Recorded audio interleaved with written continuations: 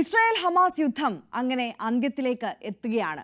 ഈജിപ്തിൽ നടന്ന സമാധാന ഉച്ചകോടിയിൽ നിർണായക നീക്കങ്ങളൊക്കെയും നടന്നു നമ്മൾ കണ്ടു.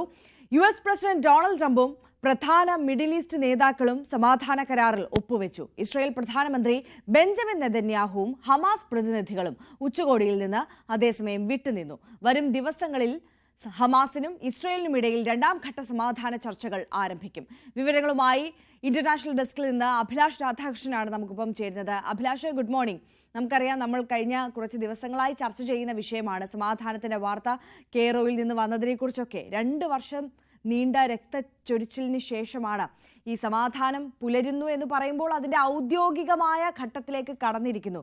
സമാധാന കരാറിൽ ഒപ്പുവെച്ചിരിക്കുകയാണ് ലോക നേതാക്കൾ. ഇനിയുള്ള നീക്കം അത് ഏത് തരത്തിലായിരിക്കും? ഈ ഗാസ സമാധാന പദ്ധതിയുമായി ബന്ധപ്പെട്ട ഇനി പ്രധാനപ്പെട്ട ഘട്ടങ്ങളിലേക്ക് എങ്ങനെയായിരിക്കും കടക്കുക? Good morning Arya. ഇപ്പോൾ ഇന്നലെ 1968 പലസ്തീൻകാരെ ഇസ്രായേൽ വെറുതെ വിട്ടു. അതുപോലെ 20 ഹമാസ് പിടിച്ചു വെച്ചിരുന്ന ഇസ്രായേലികളെയും തിരിച്ചു വിട്ടു. അവരവരുടെ കുടുംബത്തെ കണ്ടു. ആ കുടുംബത്തിൻ്റെ സന്തോഷങ്ങളും ഒക്കെ നമ്മൾ ദൃശ്യങ്ങളിൽ കണ്ടു. വളരെ സന്തോഷമുള്ള ദിവസമാണ് കടന്നു പോയത്. എന്തായാലും ഗാസയുടെ വിഷയത്തിൽ ഗാസയിലെ വെടിനിർത്തൽ അത് മുന്നോട്ട് പോകുന്നു എന്നുള്ളതാണ് പ്രധാനപ്പെട്ട കാര്യം. കാരണം ഇതിനു മുമ്പ് ഗാസയിൽ വെടിനിർത്തൽ പ്രഖ്യാപിച്ചു കഴിഞ്ഞിട്ട് മണിക്കൂറുകൾക്കകം ആ വെടിനിർത്തൽ ഇല്ലാതാകുന്നതാണ് കണ്ടത്. എന്നാൽ ഇപ്പോൾ കഴിഞ്ഞ 3-4 ദിവസങ്ങളായി വെടിനിർത്തൽ കൃത്യമായി മുന്നോട്ട് പോകുന്നു. മാത്രമല്ല, ഗാസയുടെ സമാധാന കരാറിൻ്റെ വ്യവസ്ഥകളിൽ ആദ്യത്തെ ഘട്ടം വളരെ വിജയകരമായി പൂർത്തിയാക്കിയിരിക്കുന്നു. അതുപോലെ ഗാസ സമാധാന ഉച്ചകോടിയിൽ ഇന്നലെ 24ലധികം രാജ്യങ്ങൾ പങ്കെടുക്കുകയും ഗാസയുമായി ബന്ധപ്പെട്ട് ഗാസയുടെ ഗവേണൻസ് അടക്കമുള്ള കാര്യങ്ങളിൽ കൃത്യമായ രൂപരേഖ തയ്യാറാക്കുകയും ചെയ്തു എന്നുള്ളതാണ് ഏറ്റവും പ്രധാനപ്പെട്ട വിവരം. ഇതുമായി ബന്ധപ്പെട്ട് ഗാസ സമാധാന കരാറിൽ US, തുർക്കി, ഈജിപ്ത്, ഖത്തർ എന്നീ 4 രാജ്യങ്ങൾ ഒപ്പിടുകയും ചെയ്തിരിക്കുന്നു എന്നുള്ളതാണ് ഏറ്റവും പ്രധാനപ്പെട്ട വിവരം. ഇനി വരും ദിവസങ്ങളിൽ ഹമാസുമായി ബന്ധപ്പെട്ടുള്ള ചർച്ചകൾ, അതായത് ഹമാസിൻ്റെ നിരായുധീകരണം, അതുപോലെ ഗാസയിലെ ഗവേണൻസ്, ഗാസയുടെ ഭരണ നേതൃത്വം എങ്ങനെയായിരിക്കണം, അതിൽ ആരൊക്കെ ഉണ്ടാവണം എന്നുള്ള കാര്യത്തിലാണ് ചർച്ച ഉണ്ടാവുക. അതിൽ ഹമാസിന് ഒരു റോളും ഉണ്ടാകില്ല എന്നുള്ള കാര്യത്തിൽ ഏറെക്കുറെ ഉറപ്പായിരിക്കുന്നു. മാത്രമല്ല, ഇപ്പോൾ ഗാസ സെക്യൂരിറ്റി ഫോഴ്സ് എന്ന് പറഞ്ഞിട്ട് പുതിയൊരു സംഘടന അല്ലെങ്കിൽ പുതിയൊരു രീതിയിൽ അവിടെ ഉയർന്നു വന്നിട്ടുണ്ട്. അതിൽ ഗാസയുടെ ഹമാസിൻ്റെ ആളുകളാണ് എന്നൊക്കെയുള്ള ആരോപണങ്ങളും ഈ സമയത്ത് വരുന്നുണ്ട്. എന്തായാലും നിലവിൽ ഗാസയിൽ ഒരു സമാധാനത്തിൻ്റെ വെളിച്ചമാണ് അവിടെ വീശുന്നത്. അതുപോലെ തന്നെ അവിടെ അവർക്ക് വേണ്ട ആഹാരങ്ങളും ഭക്ഷണങ്ങളും എത്തുന്ന വാഹനങ്ങളെ ഇപ്പോൾ ആരും തടയുന്നില്ല. കൃത്യമായി ഗാസയിലെ ജനങ്ങൾക്ക് ഭക്ഷണം എത്തുന്നുണ്ട്, വെള്ളം എത്തുന്നുണ്ട്. റഫ അതിർത്തി വഴി നിരവധി ട്രക്കുകൾ ദിവസേന ഗാസയിലേക്ക് എത്തുന്ന ഒരു സാഹചര്യമുണ്ട്. അതുപോലെ ഇന്നലെ ഇസ്രായേൽ പാർലമെന്റിൽ ഡൊണാൾഡ് ട്രംപ് പറഞ്ഞ ഒരു കാര്യമുണ്ട്. ഈ യുദ്ധത്തിൽ ഇസ്രായേൽ നേടേണ്ടത് എന്താണോ അതെല്ലാം നേടിക്കഴിഞ്ഞിരിക്കുന്നു, ഇനി വേണ്ടത് സമാധാനമാണ്, അതുമായി മുന്നോട്ട് പോകണം എന്നുള്ളതാണ് ബെഞ്ചമിൻ നെതന്യാഹുവിനോട് ഡൊണാൾഡ് ട്രംപ് പ്രഖ്യാപിച്ചിരിക്കുന്നത്, അല്ലെങ്കിൽ പറഞ്ഞിരിക്കുന്നത്. അതുപോലെ ഡൊണാൾഡ് ട്രംപ് പറഞ്ഞ മറ്റൊരു കാര്യമുണ്ട്. അതായത് ഈ ഒരു യുദ്ധത്തിൽ ഇസ്രായേലിന് എപ്പോഴൊക്കെയാണോ ആയുധങ്ങൾ ആവശ്യം വന്നത് ആ സമയത്തെല്ലാം അമേരിക്ക അത് നൽകിയിട്ടുണ്ട്. അതുകൊണ്ട് തന്നെയാണ് ഇപ്പോൾ സമാധാനം പശ്ചിമേഷ്യയിൽ ഉണ്ടായിരിക്കുന്നത് എന്നുള്ളതാണ് ഏറ്റവും പ്രധാനപ്പെട്ട കാര്യം. അതുപോലെ ഇന്നലെ ഗാസ സമ്മിറ്റിൽ വലിയ രീതിയിൽ ഡൊണാൾഡ് ട്രംപിനെ പുകഴ്ത്തിക്കൊണ്ട് ലോക നേതാക്കളെല്ലാം സംസാരിക്കുന്ന ഒരു സംഭവം ഉണ്ടായി. അതായത് പാക് പ്രധാനമന്ത്രിയൊക്കെ വലിയ രീതിയിൽ സമാധാനത്തിൻ്റെ വെള്ളരിപ്രാവെന്നൊക്കെയുള്ള രീതിയിൽ ഡൊണാൾഡ് ട്രംപിനെ വിശേഷിപ്പിച്ചു. ഡൊണാൾഡ് ട്രംപ് നൊബേൽ സമ്മാനത്തിന് അർഹനാണെന്നുള്ള രീതിയിലൊക്കെ കാര്യങ്ങളൊക്കെ അവതരിപ്പിക്കുന്ന ഒരു സംഭവം ഉണ്ടായി. അതുപോലെ Egypt president Abdul Fateh LCC അദ്ദേഹമൊക്കെ വലിയ രീതിയിൽ പറഞ്ഞു, ഈ ഡൊണാൾഡ് ട്രംപ് ഇല്ലായിരുന്നുവെങ്കിൽ ഇത്തരത്തിലൊരു സമാധാന കരാർ തന്നെ നിലവിൽ ഉണ്ടാവില്ല, അല്ലെങ്കിൽ നിലവിൽ വരുന്ന ഇന്നും ഗാസയെ അശാന്തി നിറഞ്ഞേനെ എന്നുള്ള തരത്തിൽ പറഞ്ഞു. ഇന്ത്യൻ പ്രധാനമന്ത്രി നരേന്ദ്രമോദി നമുക്ക് പറയുകയുണ്ടായി, ട്വിറ്ററിലാണ് പറഞ്ഞത്. ഇതുമായി ബന്ധപ്പെട്ട് ഈ ഡൊണാൾഡ് ട്രംപ് ഇല്ലായിരുന്നുവെങ്കിൽ ഇത്തരത്തിലൊരു സമാധാന കരാർ ഉണ്ടാവില്ല, ഡൊണാൾഡ് ട്രംപിന്റെ എല്ലാ നീക്കങ്ങൾക്കും ഒപ്പമുണ്ട് എന്നുള്ള തരത്തിൽ നരേന്ദ്രമോദി അടക്കം ട്വീറ്റ് ചെയ്തിരുന്നു. അങ്ങനെ ഈ കഴിഞ്ഞ ദിവസങ്ങളെല്ലാം ഈ നൊബേൽ സമ്മാനം ആ മോഹം ഉള്ളിൽ വെച്ചുകൊണ്ടാണെന്നൊക്കെയുള്ള പലതരത്തിലുള്ള ചർച്ചകളൊക്കെ ഇതിനു മുമ്പും നമ്മൾ സംസാരിച്ചിട്ടുള്ളതാണ്. ലോകം മുഴുവൻ അത്തരത്തിൽ ചർച്ച ചെയ്തിട്ടുള്ളതാണ്.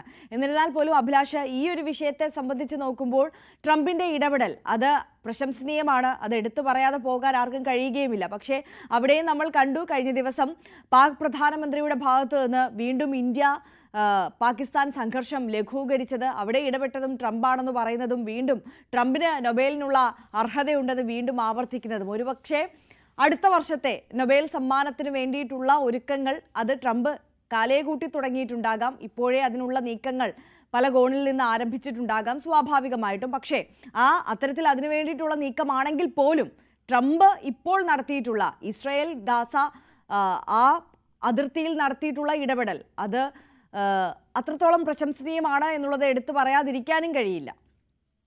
ആര്യ, ഇക്കാര്യത്തിൽ ഡൊണാൾഡ് ട്രംപിനെ പ്രശംസിക്കുന്ന സമയത്ത് തന്നെ മറ്റൊരു വശത്ത് ഉയരുന്ന ആരോപണം എന്ന് പറയുന്നത് ഈ സുഖപ്പെടുത്താൻ വേണ്ടി മുറിപ്പെടുത്തുന്നവൻ എന്ന് പറയുന്നത് പോലെയാണ്. അതായത് ഗാസയിലേക്ക് ആക്രമണം നടത്താൻ വലിയ രീതിയിൽ ആയുധങ്ങളും എല്ലാം ഇസ്രായേലിന് കൊടുത്തത് ഡൊണാൾഡ് ട്രംപാണ്. അതുപോലെ ഗാസയിൽ യുദ്ധം നിർത്താൻ പ്രയത്നിച്ചതും ഡൊണാൾഡ് ട്രംപാണ് എന്നുള്ളതാണ് ഇതിൽ ഏറ്റവും പ്രധാനപ്പെട്ട ഏറ്റവും രസകരമായ ഒരു കാര്യമെന്ന് പറയുന്നത്.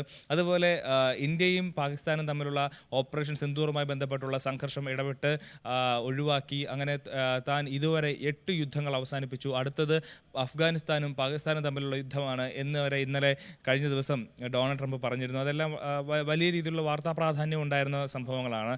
അതായത് ഇപ്പോൾ നൊബേൽ സമ്മാനം തനിക്ക് നഷ്ടമായിരിക്കുന്നു, അത് മറ്റൊരാൾക്ക് പോയിരിക്കുന്നു. എന്നാൽ അടുത്ത നൊബേൽ സമ്മാനമെങ്കിലും തനിക്ക് കിട്ടണം എന്നുള്ള രീതിയിലുള്ള പ്രവർത്തനങ്ങളാണ് അല്ലെങ്കിൽ പരാമർശങ്ങളാണ് ഡൊണാൾഡ് ട്രംപിൻ്റെ ഭാഗത്തു നിന്ന് വരുന്നത്. അദ്ദേഹം നൊബേൽ സമ്മാനം കൊണ്ടേ പോകൂ എന്നുള്ളൊരു നിലപാടിൽ തന്നെയാണ് നിലനിൽക്കുന്നത്. കാരണം ലോകത്ത് ഏത് യുദ്ധമുണ്ടായാലും അതിൽ പങ്കുണ്ടെങ്കിലും പങ്കില്ലെങ്കിലും ഇപ്പോൾ യുദ്ധം വേണ്ട, ഒരു ചെറിയ 2 സംഘർഷങ്ങളോ അങ്ങനെ എന്തെങ്കിലും ആണെങ്കിൽ പോലും അതിന് യുദ്ധമായി കണ്ട് അവിടെ ചുമ്മാ ഫോൺ വിളിച്ചതിന് ശേഷം ആ യുദ്ധവും താൻ അവസാനിപ്പിച്ചു എന്ന് പറയുന്ന രീതിയാണ്. നമ്മളത് ഇന്ത്യയുടെ കാര്യത്തിൽ കണ്ടതാണ്.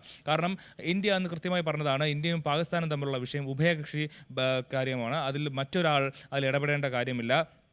അതിൽ അമേരിക്ക അടക്കം ഇടപെടാമെന്ന് പറഞ്ഞപ്പോഴും ഇന്ത്യ പറഞ്ഞത് വേണ്ട, അതിൻ്റെ ആവശ്യമില്ല, അത് ഇന്ത്യയും പാകിസ്ഥാനും തമ്മിൽ ചർച്ച ചെയ്ത് തീരുമാനിക്കും, അതിൽ മൂന്നാമതൊരാൾ ഇടപെടുന്നത് ശരിയല്ല എന്നുള്ള കാര്യം ഇന്ത്യ അറിയിച്ചിട്ടും അത് അങ്ങനെയല്ല എന്ന് പറഞ്ഞുകൊണ്ട് ആ യുദ്ധം അവസാനിക്കാനായിട്ട് പാകിസ്ഥാൻ ഇന്ത്യയോട് അഭ്യർത്ഥന നടത്തുന്ന സംഭവമാണ് ഉണ്ടായത്. പക്ഷേ ഡൊണാൾഡ് ട്രംപും പാകിസ്ഥാനും പറയുന്നത് അതായത് ഇന്ത്യക്കും പാകിസ്ഥാനുമെതിരെ അധിക ചുങ്കം ചുമത്തും, ആണവ രാജ്യങ്ങൾ ആക്രമണം നടത്തിയാൽ പരസ്പരം ആക്രമിച്ച് അവർക്കെതിരെ അധിക ചുങ്കം ചുമത്തി അവർക്ക് ശിക്ഷാ നടപടി നൽകുമെന്ന് പറഞ്ഞുകൊണ്ട് ആ പറഞ്ഞതിൻ്റെ ഭയത്തിലാണ് ഇന്ത്യയും പാകിസ്ഥാനും തമ്മിലുള്ള യുദ്ധം അവസാനിച്ചത് എന്നുള്ളതാണ് അമേരിക്ക അല്ലെങ്കിൽ ഡൊണാൾഡ് ട്രംപ് പറയുന്നത്.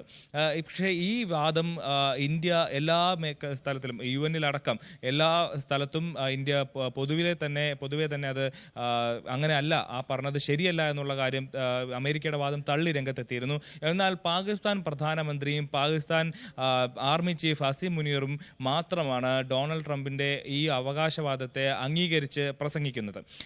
ഈ വിഷയത്തിൽ ഇന്ത്യയും പാകിസ്ഥാനും തമ്മിലുള്ള വിഷയത്തിൽ ഡൊണാൾഡ് ട്രംപ് അല്ലെങ്കിൽ അമേരിക്കയുടെ ഇടപെടൽ ഉണ്ടായിട്ടില്ല എന്നുള്ള കാര്യത്തിൽ ഇന്ത്യ കർശനമായി പറഞ്ഞിട്ടുണ്ട്, അങ്ങനെ ഒരു ഇടപെടലേ ഉണ്ടായിട്ടില്ല എന്ന്. എന്നാലും അത് താൻ ഇടപെട്ട് യുദ്ധങ്ങൾ അവസാനിപ്പിക്കുന്നു എന്നുള്ളൊരു പ്രതീതി വരുത്താൻ വേണ്ടി ലോകത്ത് എവിടെ എന്ത് സംഘർഷം ഉണ്ടായാലും അതിലെല്ലാം താൻ ഇടപെട്ടതെല്ലാം ഇല്ലാതാക്കി എന്നുള്ള കാര്യമാണ് ഡൊണാൾഡ് ട്രംപ് പറയുന്നത്. പക്ഷേ എന്തായാലും ഗാസയുമായിട്ടുള്ള വിഷയത്തിൽ ഡൊണാൾഡ് ട്രംപിന്റെ ഇടപെടൽ ഉണ്ടായിട്ടുണ്ട് എന്നുള്ള കാര്യം വസ്തുതയാണ്. ആര്യ, തീർച്ചയായും. അഭിലാഷ് രാധാകൃഷ്ണനാണ് വിവരങ്ങളുമായി നമുക്കൊപ്പം ചേർന്നത്.